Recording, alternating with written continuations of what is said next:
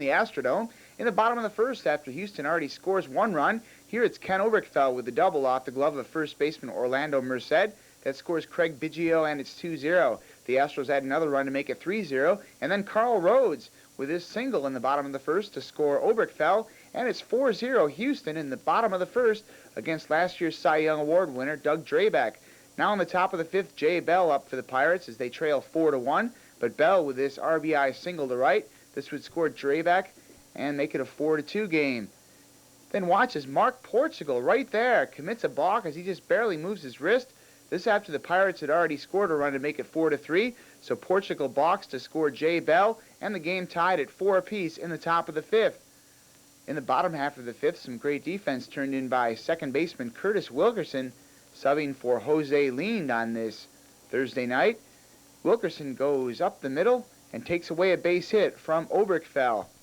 The game's still tied at 4 until the top of the seventh. The key play of this game, Barry Bonds at the plate.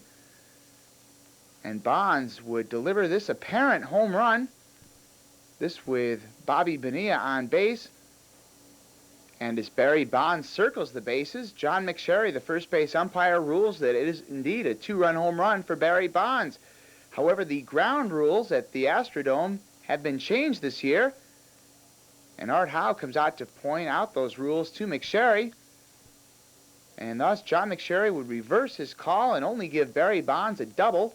Still, it would be good enough to score Bonilla to make it 5-4. Jim Leland voices his opinion to McSherry that, as we'll see on the outfield wall, the yellow stripe on the far right, that's a home run. But above the scoreboard, it's got to clear.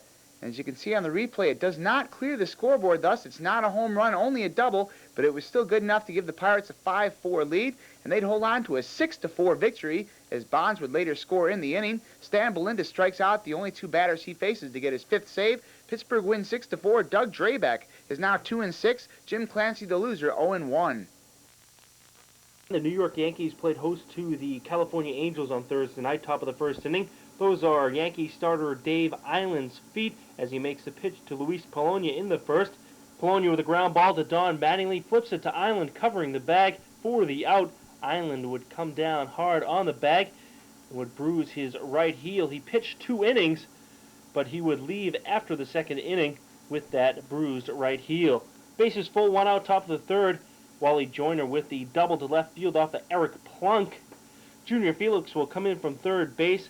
Dickie Schofield and Luis Polonia also come in. RBI 23, 24, and 25 for Joyner, and it's 3-0 Angels. Top of the fourth inning, they add another run. Luis Sojo. We get a double to center field. Lance Parrish will come in to score from second base, but Sojo will pay the price for his 5th RBI as he'll slide into second base and strains his right hamstring. Left the game and is day to day. The Angels take a 4-0 lead. Top of the 5th inning now. Joyner again will strike. This time a solo homer off of Eric Plunk. Home run number 5 for Wally Joyner. RBI number 26 for the Angels' first baseman. And the Angels led 5-0. They add another run here as Gary Gaetti will hit the ball off the bottom of the left field wall off of Plunk. Dave Parker comes in to score. RBI 22 for Gaetti. California up 6-0. They add another run, and it's 7-0 after 4.5 innings. Bottom half of the 5th inning, Angels starter Jim Abbott pitching a pretty nice game so far. Bob Gavin will go out on strikes in the 5th inning with a man on first base.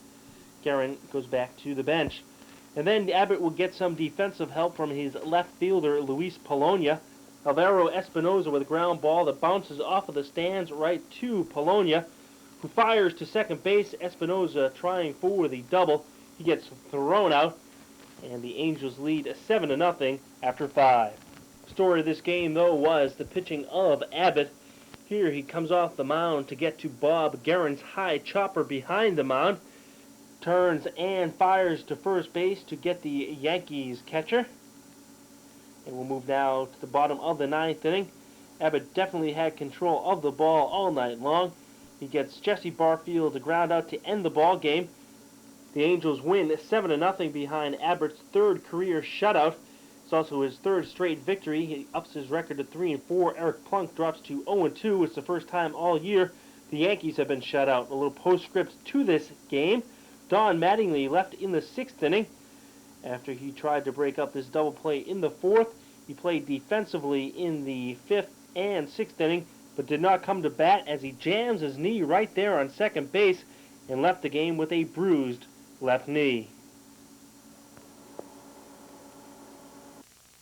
Baltimore, as Ricky Henderson and the Oakland A's get ready for the rubber game of a 3-game set with the Orioles.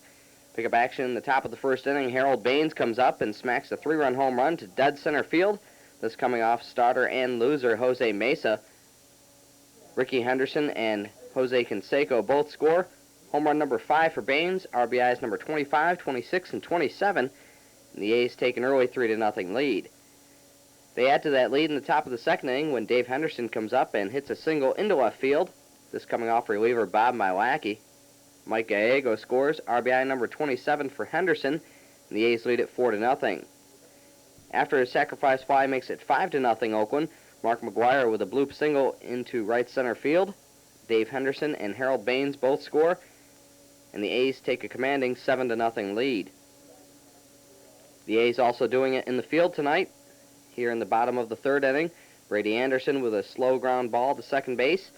Mike Gallego with the nice barehand pick and the gun to first base to end the 3rd inning. Moving down to the bottom of the 4th inning, Jeff McKnight will come up, and he will hit a double into the right field corner. This will bring home Randy Milligan all the way from first base, and the Orioles are on the board as they trail the Oakland A's at this point by a score of 7-1. Still in the bottom of the 4th inning, the veteran Ernie Witt comes up, and he slices a single into left center field. This will bring home Randy Milligan and Jeff McKnight, and the A's lead is cut to 7-3. The A's put this game, though, away in the top of the 7th inning when Walt Weiss comes up, and Weiss will hit a single into right center field. This will bring home Harold Baines and Mark McGwire. RBIs number 8 and 9 for Walt Weiss, and the A's take a 9-3 lead.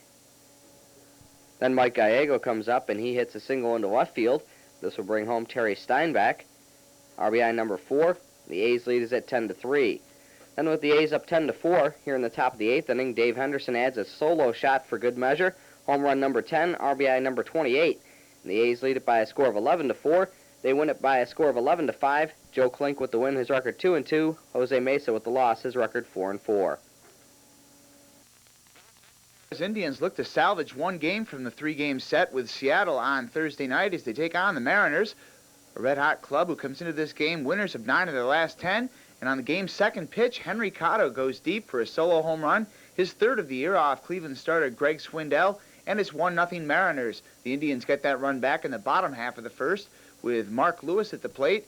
He hits this line drive to left field, good for a sac fly as Mike Huff comes in to score, and the game tied at 1 apiece. Cleveland had Greg Swindell on the mound, and he'd strike out 6 batters in his 8 2/3 innings of work. Here he strikes out Tracy Jones looking in the top of the 4th. Some nice defense turned in this game, as there wasn't really too much offense. Here in the bottom of the 6th, Albert Bell at the plate, and Jeff Schaefer turns in the double play as he just gets to second in time before the runner gets there. Then Felix Fermin, the Indian counterpart, in the top of the 7th, with a nice play in the hole as he throws out Pete O'Brien. In the bottom half of the 7th, the Mariners get out of a jam. Chris James at the plate, a sliding catch by Jay Buhner, and then he comes up throwing to first base as they double up Brooke Jacoby at first. Then in the top of the 9th, it would be Albert Bell with a questionable catch on Henry Cotto. It looks like he might have trapped this one. Another look seems to indicate that the ball hits the ground and then Bell's glove, but it goes for an out. Although it wouldn't be too important for the Mariners, for in the top of the 9th, Tracy Jones would come through with a double over the head of center fielder Mike Huff, and this would score Harold Reynolds, and the Mariners take a 2-1 lead in the top of the 9th as that double comes with 2 men out. And then Pete O'Brien would follow that up with a double, and this would score Jones. So Bryan rips it off the right field wall, and the Mariners score 2 runs in the top of the 9th as they take a 3-1 lead. Meanwhile, Mike Jackson would get the victory in this game. Jackson would retire 7 of the 8 batters that he would face. He gets Carlos Baerga to fly out to end this one. And Seattle wins by the final of 3-1. Jackson the winner 4-2. Swindell's the loser. He's 1-5. The Mariners have won 10 of their last 11 games. Meanwhile, Cleveland is 2-11 at Municipal Stadium.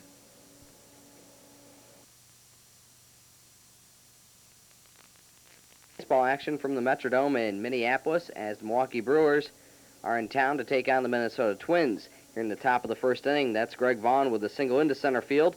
Molitor scores, but Greg Vaughn is gunned out at second base as he overruns the base. Nonetheless, Milwaukee takes a 1-0 lead on Greg Vaughn's 18th RBI of the season. Still in the top of the first inning, Robin Yount belts a solo home run to left field. This coming off starter and loser Alan Anderson. Home run number 8 for Yount. And Milwaukee takes a 2-0 lead. Minnesota comes back though in the bottom of the first inning. Here, leadoff man Greg Gagne belts a solo home run to left field. Home run number 4. And Milwaukee's lead is cut in half at 2-1. Still in the bottom of the first inning, Brian Harper comes up. And Harper lifts a sacrifice fly to right field. Shane Mack scores. RBI number 22 for Harper. And the game is tied up at 2 apiece. In the top of the second inning, Dante Bichette steps up. And Bichette will drill one to deep center field. A solo home run for Bichette, his third of the season. And Milwaukee once again regains the lead at 3-2. Moving now to the top of the third inning, Milwaukee adds to this lead when Robin Yount comes up and he hits a single into right field. Greg Vaughn here on third base scores easily, and Milwaukee's lead is at 4-2. Then Franklin Stubbs with a double down the right field line brings home Robin Yount, and Milwaukee takes a 5-2 lead. They go on to win easily by a score of 6-3. Bill Wegman with the win, his record 1-1. Alan Anderson with the loss, his record now 1-3. And Darren Holmes picks up his first Major League save.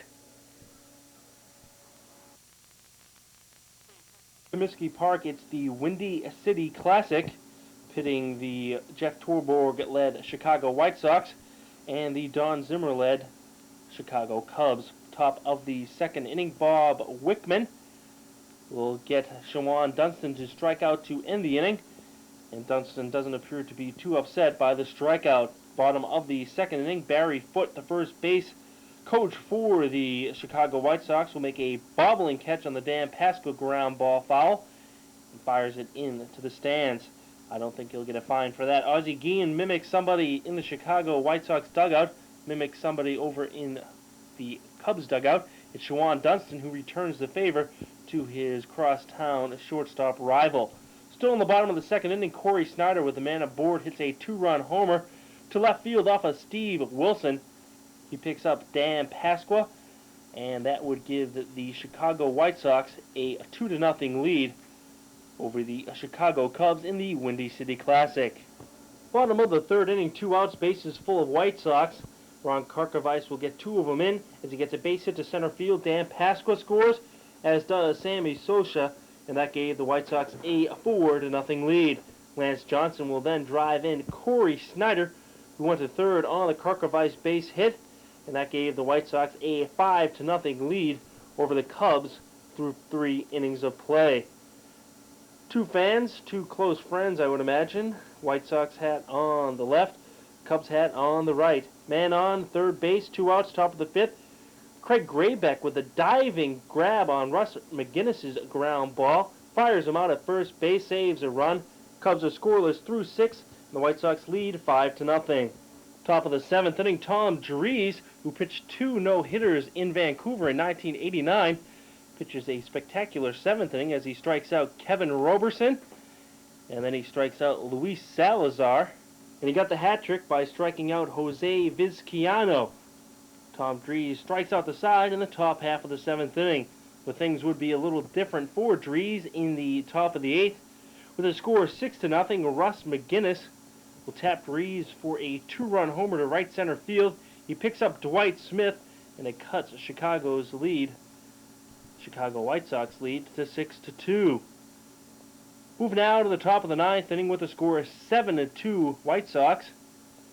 Dries will get McGinnis to fly out to end the ball game. and the White Sox win this game 7-2. And since 1985, when these two clubs resumed this exhibition game, the White Sox are 6-0-1. Los Angeles Dodgers outfielder Darryl Strawberry suffered a mild left shoulder separation in Wednesday night's 4-3 victory over the Montreal Expos, and his status for this weekend series against his former teammates, the New York Mets, is uncertain. The Dodgers announced today that Strawberry will be re-examined Friday afternoon. Strawberry said today he felt stiffness in the shoulder but was experiencing no major problems.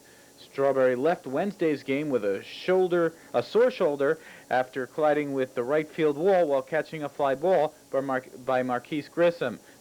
Strawberry was taken to